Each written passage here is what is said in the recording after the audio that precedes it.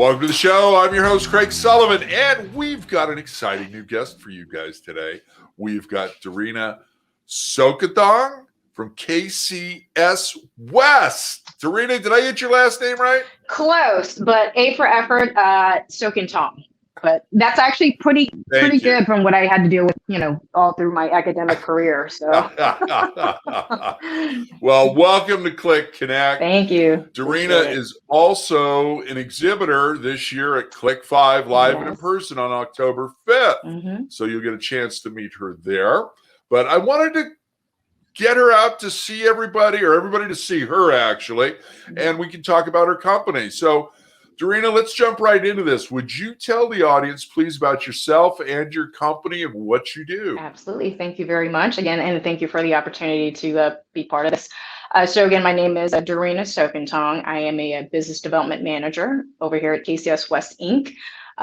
If you guys aren't familiar, that is part of the Kojima USA group, which is part of a larger corporation based out of Tokyo, Japan. So as for myself personally, I started actually working in the legal field for about 15 years as a paralegal, and then found myself in commercial real estate. A little bit on the owner side, actually. I was working with a developer we had acquired, and also did ground up hotel as well, and did a little bit of the financing side as well as a little bit of light PM, and then I found myself in different parts of the commercial development industry, working with an architectural firm for about 2 years, and then I found myself here over at KCS West for about 2 years now. So again, I'm a proud mama too, and was it loving life, was am blessed and grateful again for the opportunity to be here. Nice.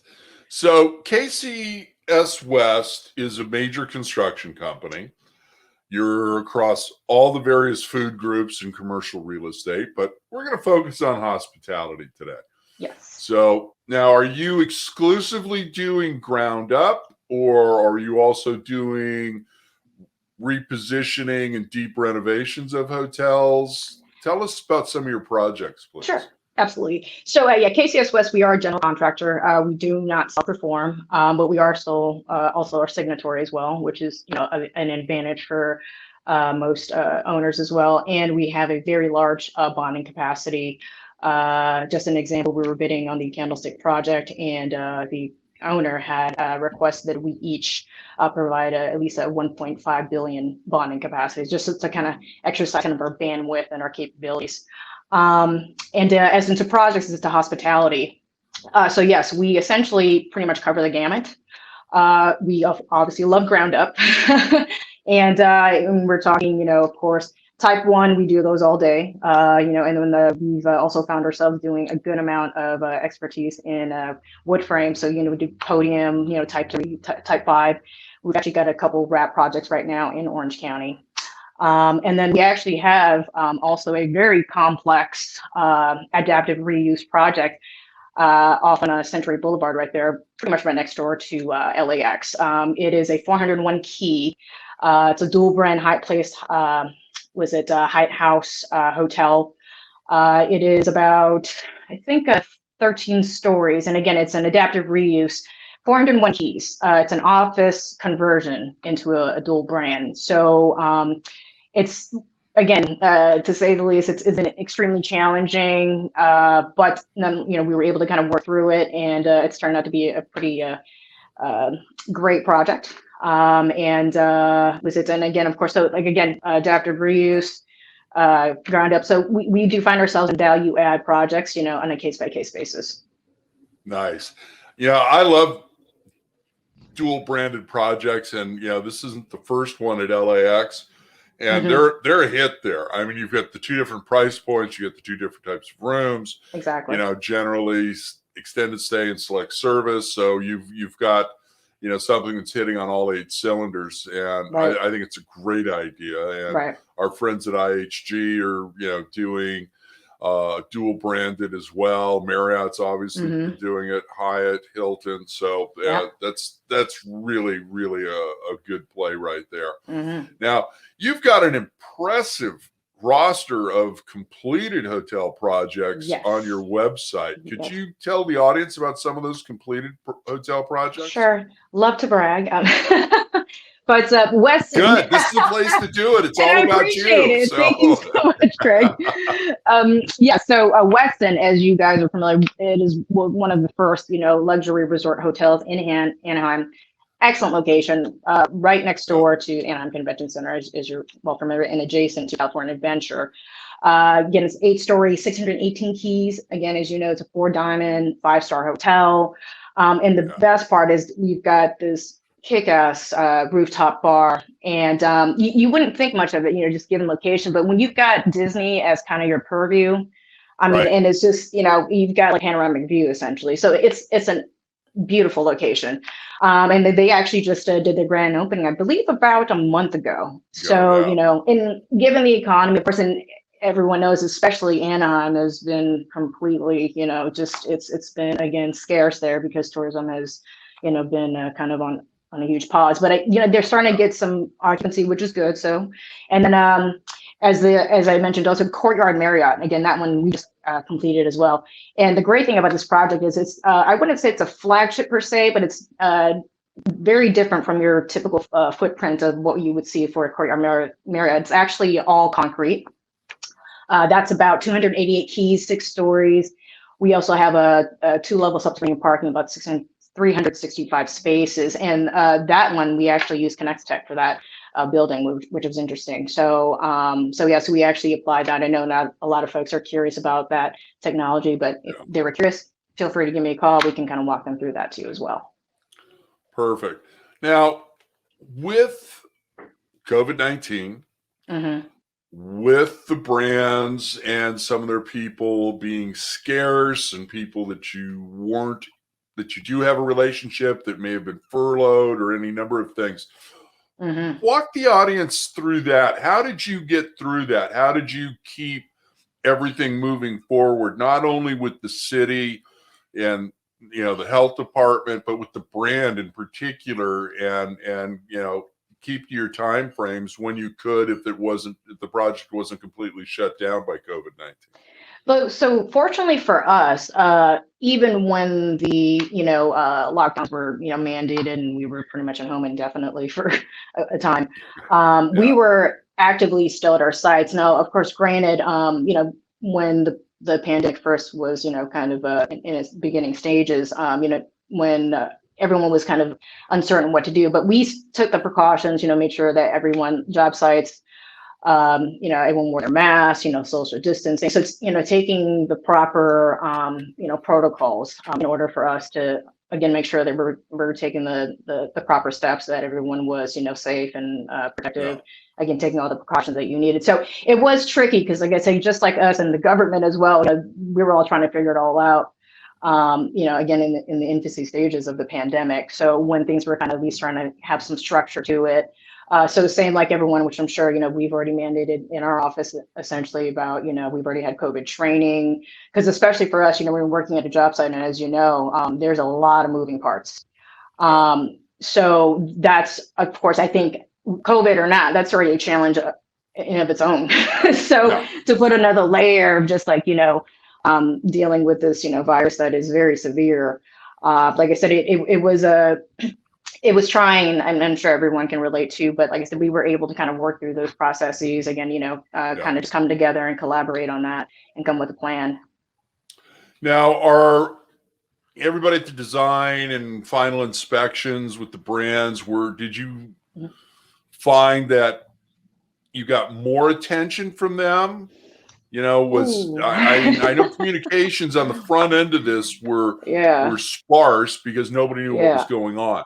But how easy was it for you guys? Because my feeling is this: if the construction company's not in sync with the brand in particular, that can really, slow down a project. Absolutely. Because at the end of the day, the brand is going to dictate a lot of different things. And if, they've got a new prototype out, there could be some what ifs in there and other things. So how was that communication between you and the brand, during all this? So, I mean, it was kind of an ebb and flow. Again, just trying to kind of figure things out because obviously when everything stopped, it was like, well, do we continue working? And then again, because obviously currently even in the market, because tourism is still down, the occupancy is down. Right. So yeah, so we have a huge level of transparency, whether it's the brand or your client, but I mean that's the best way we work. So it's really just trying to keep an open level of communication with them. Again, making sure that we're meeting any needs or, again, and then of course, when it comes to actually also getting, materials, and as costs are ridiculous. So I think we found ourselves definitely on the front line when it comes to at least that arena, right? Because making sure, because like, again, it's our job to kind of stay in the forefront of keeping things on budget and on time. Right. So I mean, so it's been a bit patchy because I know because a lot of them also when the pandemic hit, everyone kind of did a bit of restructuring and kind of evaluation. Right. So we were able to again keep the lines of again communication open, and they've been again very transparent with us, and vice versa. Kind of again, and trying to you work also things out. had an end of the on-site weekly meetings. Everybody had to go to Zoom for a while, so there's another wrinkle there, but you're able to power through that. So right, which is a whole other hurdle. I hear that. Yeah. So let me ask you, what new trends or wants did all of a sudden get thrown at you during the middle of construction? It must have been also some of the surface changes, things of that nature on countertops, because all of a sudden we're in the middle of a global pandemic. So were there changes, in the minds of the owner, the brand, the architect, the designer, just said, okay, we're going to go from this surface to that surface because it's got an antimicrobial component to it? Was there a lot of that going on where all of a sudden design plans shifted to beautify a sanitation station, 2, 3, or 4 in a big lobby? What was that like? So we work with different markets, of course, again, residential and even post-production, industrial, and so forth, and of course hotel.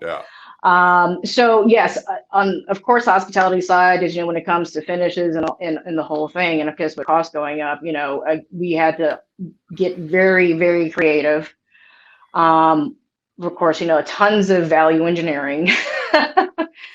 Just trying to make it all kind of piece together. But again, I think that the biggest challenge was, again, getting shipments in on time, especially with the pandemic, as you had mentioned, right? A lot of things were on hold because, again, everyone's processes from essentially in every industry is impacted, on how they're going to go about operations.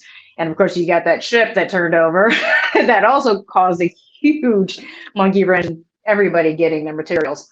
So we kind of see it pretty much all across the board. I think, when it comes to cost for any kind of development, it doesn't matter what market it is, everyone gets impacted because the materials essentially, they need to get shipped, they need to arrive. So again, we got to get, innovative and, so I think it really did, at least for us, the trend is, aside from, again, trying to, manage everything remotely and, do things virtually, which I found in some cases, I mean, for me personally, I'm more of a, interface kind of like I like the collaboration, but in some cases as well, I found it was also very advantageous to also work remote. So definitely pluses and minuses with it. I mean, hospitality is a people business, and come on, we're taking care of people. We're giving them a safe place to sleep at night. So it is about that interaction that you don't always get in a format like this or Zoom or something else. But, Danny and I are going to be out, doing live interviews, as soon as we possibly can when people are, comfortable with it. Yeah. So we are almost out of time. So I've got one more question for you. Sure. What new trend did you see on the hotel side that you really liked? New hotel trend. Now, was it, did they finally get the bathroom lighting right? Sometimes the bathrooms are like a big black hole, and women can't get their makeup on. You can't get dressed properly because of the lighting. I mean, are you seeing new things in the room itself? Was there something, Yeah, hip, chic, cool, fun in the lobby or the bar or the restaurant if they were open? right. Yeah, and I will say this much. Typically, when I'm traveling, it really depends on what my agenda is, right? Like usually I'll go for like the kind of like menial, like I know if I'm going to be in the room and I'll be traveling. But agreed though, bathroom is key. So what I'm starting to notice is kind of layout in the bathroom. Some of the better lighting, bigger vanity faces is what I like, Right. because I know some of these smaller keys, they don't have the footprint to give you a full nice bathroom in these smaller ones. But I like that they've kind of adjusted it to give you kind of like almost like a vanity and a sink right next to it. Again, proper lighting, and that was one thing. I went to Miami not too long ago, and the lighting was terrible. And I will say, me and my sister, we actually stayed in New York not too long ago, and in Manhattan actually, and I believe it was the Freehand Hotel. I can't remember, but it was a great little room. I mean, like would imagine Manhattan not big in footprint, but they also had kind of like these railings to kind of hook your coats and clothes on and things like that. The closet space had a little ironing board that actually popped out. It was kind of nice to have that area too as well. So, but I mean, yeah, my main thing is just really just the bathroom and enough closet space when I'm traveling. So, There you go. Darina, we are out of time. How about a shameless plug? How can people get a hold of you? So feel free to reach me at www.kcswest.com. My contact info is right on there. I would read you my email, but it's just way too confusing. So you could just give me a ring and I could send it to you. So yes. Perfect. Thank you for being on the show today. I really appreciate it, my friend. Thank you. All right. Thank you. Thank you, Craig, so much. And then thank you, everybody over at CLIC. Thanks. Have a good one. Our pleasure. Thank you, our audience, for joining us today. Guess what? This is the last episode of the season. Season 4 is over. You guys have been great. We appreciate everything that you're doing for us. Please remember, if you haven't subscribed to the YouTube channel for us, please do that. Smash that bell. That way you know when the episodes drop, because they always drop there first. And I'd like to thank our production partners. Red Roof Franchising, great people over there. They've been a supporter from the beginning.